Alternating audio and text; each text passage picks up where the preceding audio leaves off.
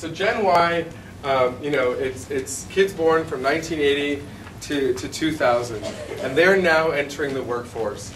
And prior to the whole recession, that used to be the thing that was on the minds of most HR managers, right? Where do they come from? How do I engage them? Where's the sense of entitlement come from? I don't get it. Why aren't they just, you know, happy with a paycheck, right? Doesn't make sense to me.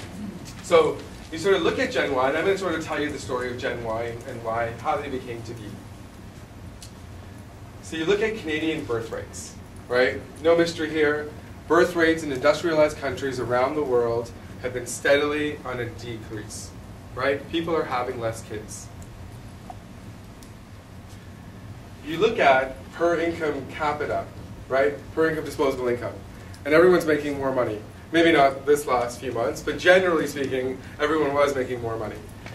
And over that 30-year period, North America created more wealth than it did in the past 300 years, right? It was the time where wealth was created.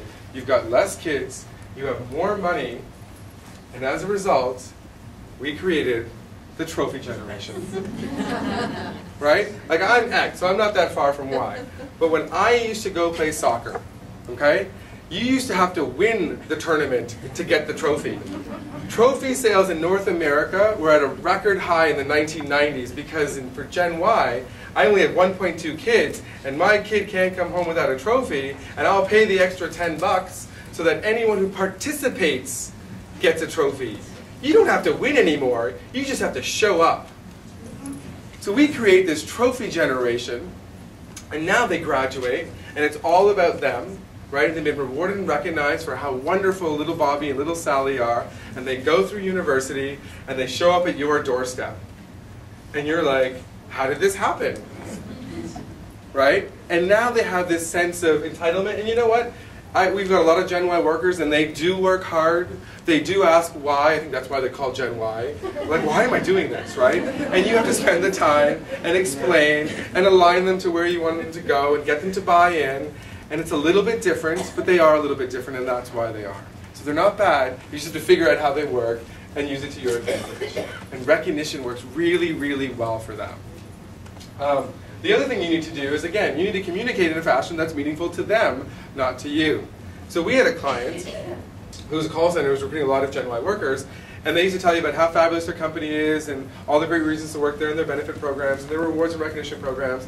And they had, like, they gave out everyone this big catalog, right, of all the items that at 5 years you could get the crystal vase or the crappy pen or the grandfather clock. And they had boxes of this stuff and they're giving it out to people.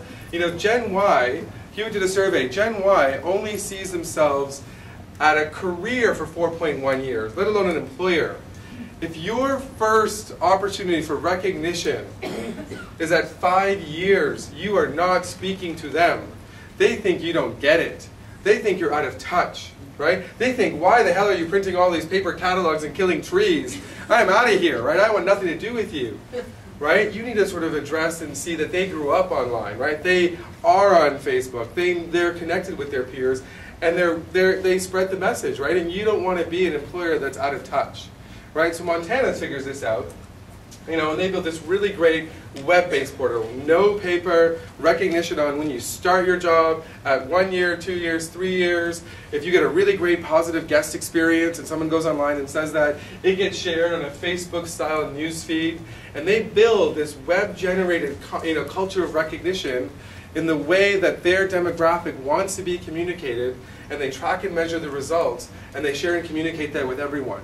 Right? If you're an 18-year-old looking for a job and you've got some organization who has that 5-year catalog of crappy stuff or a Montana's type solution, you're obviously going to be like, these people get it, right? Their culture aligns with my values, right? I belong here, I'm going to be happy here. It doesn't really matter that one pays a little more than the other.